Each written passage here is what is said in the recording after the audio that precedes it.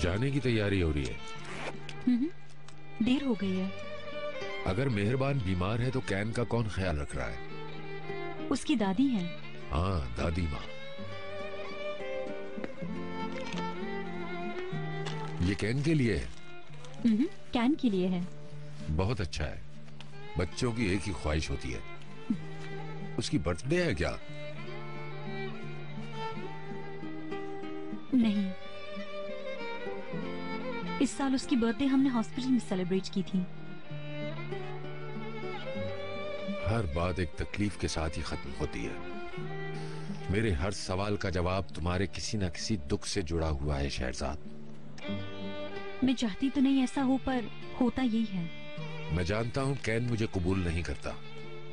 Owner साहब please. मगर वो ठीक है। अगर मैं भी उसकी जगह होता तो कबूल करने में वक्त लेता। मुझे उसे वक्त देना चाहिए।